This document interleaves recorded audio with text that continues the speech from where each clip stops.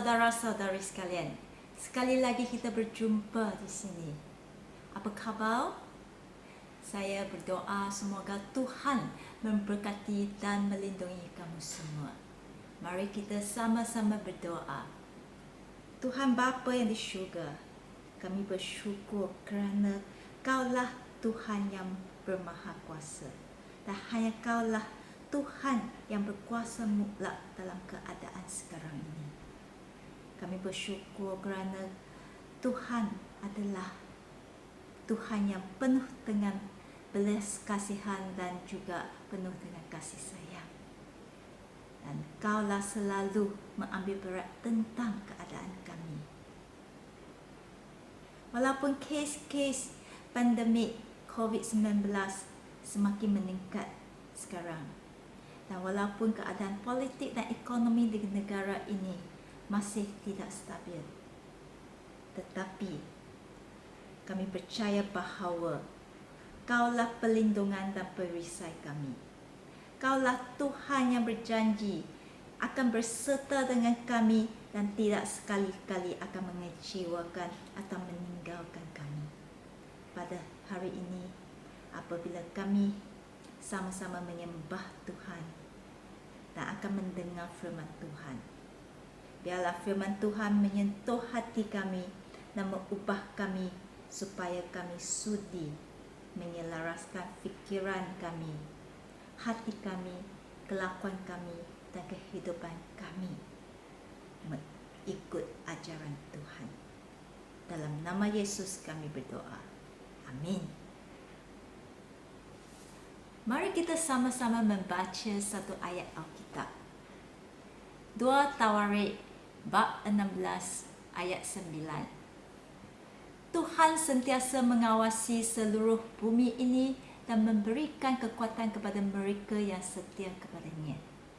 Tajuk firman saya pada hari ini adalah Tuhan juga boleh menggunakan kamu.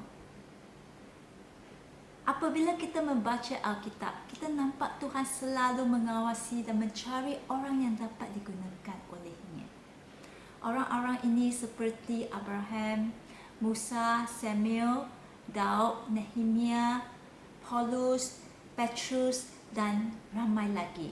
Mereka adalah orang-orang yang Tuhan gunakan bukan sahaja membawa pengaruh yang hebat kepada zaman yang mereka berada, tetapi juga kepada generasi-generasi yang seterusnya. Sebenarnya, Tuhan meletakkan kita di dunia ini ada tujuannya yang tertentu. Dan Tuhan ada rancangan yang sangat baik untuk kita semua. Tuhan juga nak menggunakan kita macam Dia menggunakan Musa, Daud, Paulus dan sebagainya. Mungkin kamu berasa curiga, betulkah Tuhan nak menggunakan saya? Tuhan memang nak menggunakan Musa kerana dia seorang yang penuh dengan kewibawaan. Daud adalah seorang raja yang gagah dan terkenal. Paulus pula adalah seorang rasul yang sangat hebat.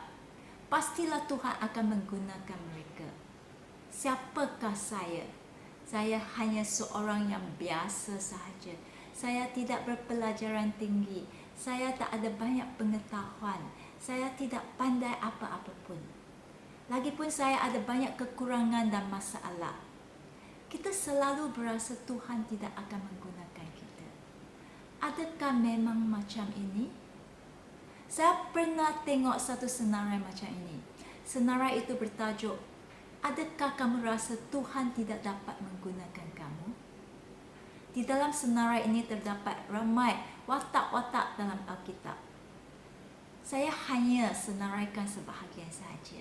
Di sini mereka berkata, Nuh adalah seorang pemabuk, Abraham terlalu tua, Yakub seorang penipu, Lia tak cantik, Gideon seorang penakut, Rahab seorang pelacur, Daud berzina dan seorang pembunuh, Yeremia terlalu muda, Petrus mengkhianati Yesus, Zacchaeus seorang yang pendek dan dibenci orang, Martha selalu khawatir, wanita Samaria bercerai banyak kali, pengikut-pengikut Yesus tidur semasa berdoa. Dan akhir sekali, Lazarus adalah orang mati. Dan ramai lagi saya tidak disenaraikan di sini. Jika kamu rasa kamu tidak dapat digunakan oleh Tuhan, saya memberitahu kamu bahawa orang-orang yang disenaraikan di sini, Tuhan telah menggunakan mereka. Mereka bukan orang yang suci, tetapi sebaliknya kehidupan mereka penuh dengan dosa dan masalah. Ada di antara mereka adalah pengkhianat, ada yang pembunuh, pelacur. Orang mati pun Tuhan boleh gunakan. Mengapa kamu berasa Tuhan tak boleh menggunakan kamu? Apa yang saya ingin sampaikan ialah, dulu Tuhan boleh menggunakan watak-watak yang sedemikian. Pada hari ini Tuhan juga boleh menggunakan kamu. Tetapi apa yang kita harus tahu dan apa yang penting ialah Tuhan hanya menggunakan orang yang mempunyai hati yang sudi untuk digunakan oleh Tuhan. Kerana ini adalah sifat Tuhan. Dia adalah seorang Tuhan yang penuh dengan kasih sayang dan belas kasihan. Oleh sebab itu, dia tidak akan memaksa sesiapa pun sekiranya orang itu tidak sudi. Dia menghormati kita. Sekiranya kamu tidak sudi, dia tidak akan memaksa kamu. Tetapi jika seseorang enggan digunakan oleh Tuhan, dia akan terlepas peluang untuk melihat bagaimana Tuhan bekerja dalam kehidupannya dan mengembangkan potensinya dengan sepenuhnya. Dia juga akan terlepas peluang melihat bagaimana Tuhan menggunakan kehidupannya untuk memuliakan nama Tuhan dan untuk memberkati ramai orang. Sudikah kamu? Saya berharap kita semua orang yang mendengar firman ini akan berkata, Tuhan, saya sudi, gunakan saya. Amin.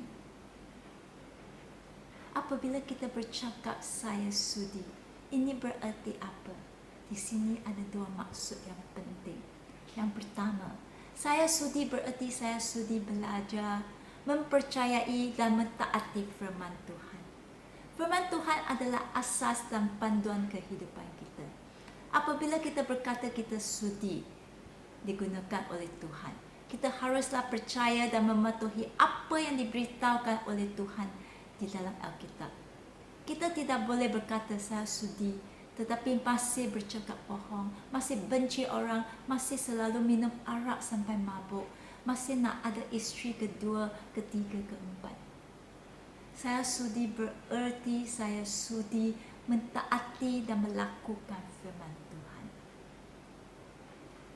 Apabila Musa hampir meninggal dunia, dia menyerahkan tugas memimpin orang Israel itu kepada Yosua. Pada masa itu Yosua berasa sangat takut kerana perjalanan di hadapan mereka ada banyak ketidaktentuan.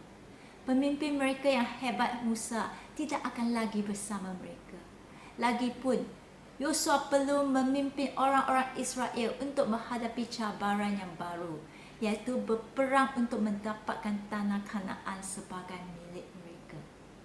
Tetapi Tuhan bercakap kepada Yosua dalam Yosua bab 1 ayat 8. Pastikanlah supaya kitab Taurat sentiasa dibacakan kepada umatku semasa kamu beribadat. Kajilah kitab itu siang dan malam. Pastikanlah supaya engkau mentaati segala yang tertulis di dalamnya. Dengan demikian engkau akan makmur dan berjaya. Tuhan memberitahui Yosua sekiranya dia sudi digunakan oleh Tuhan untuk melaksanakan tugas yang diserahkan kepadanya, iaitu menyeberangi sungai Yordan dan jadikan tanah Kanaan sebagai milik orang Israel. Yang penting sekali adalah membaca kitab Taurat, mengkajinya siang dan malam serta mentaati segala yang tertulis di dalamnya. Adakah kita selalu mengkaji dan memikirkan firman Tuhan siang dan malam? Ataupun kita selalu memikirkan drama-drama bersiri seperti drama Korea, atau selalu memikirkan permainan internet kita saja? Jika kita nak Tuhan menggunakan kita, kita tak boleh selalu ada cara pemikiran kita sendiri ada pandangan kita sendiri, ada konsep sendiri, ada nilai sendiri. Kita mestilah jadikan firman Tuhan sebagai pedoman kehidupan kita. Jangan menggunakan firman Tuhan sebagai bahan rujukan saja. Bila suka hati, baru guna, baru pakai, baru ikut. Bila tak suka, tak kisah langsung. Firman Tuhan penuh dengan kuasa. Apa yang Tuhan cakap mesti akan jadi. Kita haruslah percaya dan taat kepada firman Tuhan. Apabila Yosua sudi digunakan oleh Tuhan, dia rela menghidupkan kehidupannya menurut firman Tuhan. Oleh kerana Yosua dia sudi, Tuhan telah menggunakannya untuk memimpin orang Israel menakluki tanah Kanaan dan menjadikan tanah itu sebagai milik orang Israel seperti yang dijanjikan oleh Tuhan kepada Abraham. Jadi, sudi bererti sudi belajar, percaya dan taat kepada firman Tuhan. Kemudian yang kedua, apa ertinya sudi? Sudi bermaksud kita sudi memupuk sifat dan kelakuan yang baik dan murni. Apa artinya? Ini berarti kita sudi membiarkan Tuhan memangkas sikap dan sifat yang tidak suci dalam kehidupan kita. Seseorang yang digunakan oleh Tuhan tidak boleh hidup di dalam dosa. Tidak boleh mengikut kebiasaan dunia ini. Dia mesti membiarkan Allah membaharui cara dia berfikir dan kelakuannya. Ini tidak berarti bahawa Tuhan nak kita dengan serta-mertanya berubah menjadi seorang yang sempurna dan suci sekali. Tidak. Apa yang Tuhan nak ialah kita sudi mempunyai kehidupan atau sifat yang semakin menuju ke arah menjadi sempurna dan suci. Menjadi seorang yang sempurna dan menuju ke arah kesempurnaan adalah dua perkara yang tidak sama. Jangan kita tersilap. Kita tidak mungkin menjadi seorang yang sempurna, tetapi kita boleh berusaha menuju ke arah ini supaya kita akan menjadi semakin sempurna macam Yesus Kristus. Dalam surat Paulus tulis kepada Timotius, dia mengingatkan Timotius untuk membantu dan mengajar mereka yang ingin menjadi pemimpin jemaah, atau dalam perkataan yang lain, iaitu mengajar mereka yang ingin digunakan oleh Tuhan supaya kehidupan mereka mestilah mempunyai sifat-sifat yang seperti berikut. Dalam 1 Timotius bab 3 ayat 2, seorang pemimpin jemaah haruslah seorang yang tidak bercela. Dia mesti mempunyai seorang isteri sahaja, bijaksana, tahu mengawal diri dan tertib kelakuannya. Dia mesti suka menyambut orang ke rumahnya, dapat mengajar orang. Kemudian ayat 8, penolong jemaah mestilah juga orang yang baik sifatnya dan tulus. Mereka tidak boleh minum terlalu banyak wine atau tamak akan wang.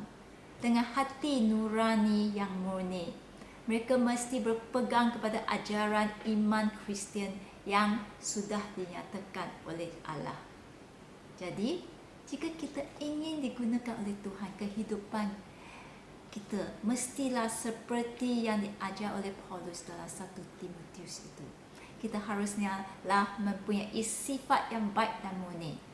Seseorang yang mempunyai sifat murni mestilah merupakan seorang yang akan insaf akan kesalahannya dan rela bertaubat.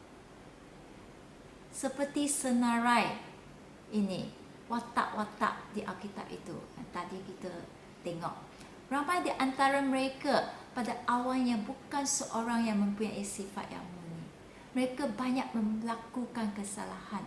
Tetapi apabila Tuhan menunjukkan kesalahan mereka, mereka sudi mengaku kesalahan mereka dan mengubah sikap mereka.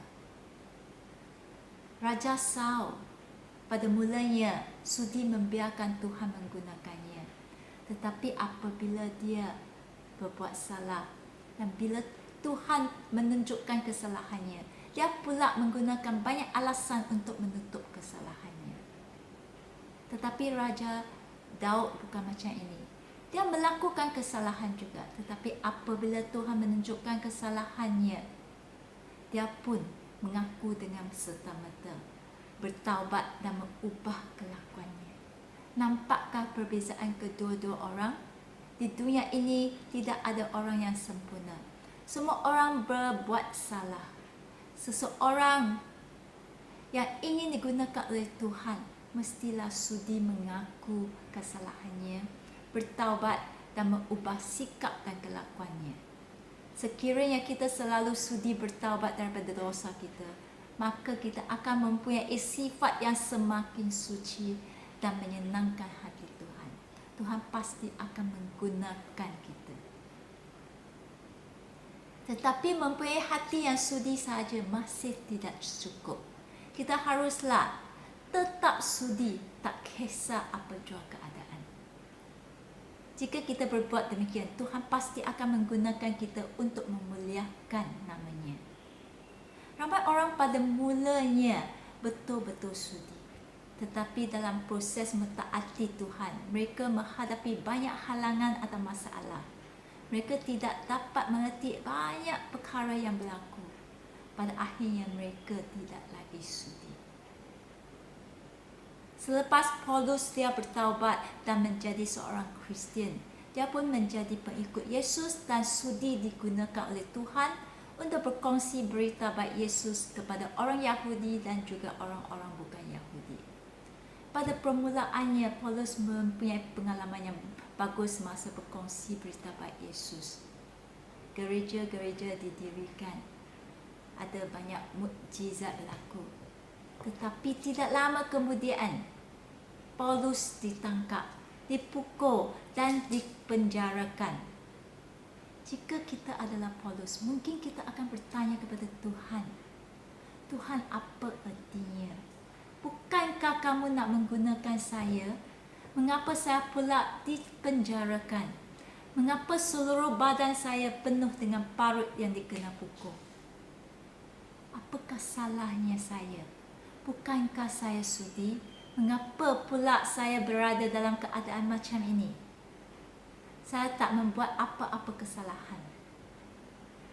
Kadang-kala apabila kita sudi mentaati Tuhan, kita mungkin akan mengalami keadaan yang sukar. Macam Paulus, macam Daniel, macam Daud, macam Yusuf dan ramai yang digunakan oleh Tuhan. Mereka juga mengalami kesukaran apabila mereka berkata mereka sudi. Tetapi firman Tuhan memberitahu kita, janganlah kita bergantung kepada kepandaian kita sendiri. Dalam Amsal bab 3 ayat 5 hingga 6. Percayalah kepada Tuhan dengan sepenuh hatimu. Jangan bergantung kepada pengertianmu sendiri. Ingatlah akan Tuhan dalam segala perbuatanmu, dan Dia akan menunjukkan cara hidup yang baik kepadamu. Kita tidak ada pandangan yang jauh dan kekal abadi yang seperti Tuhan kita. Kita hanya dapat melihat perkara sekarang atau perkara yang di masa depan yang agak singkat saja. Tetapi Tuhan kita dapat melihat perkara dari pandangan yang kekal abadi.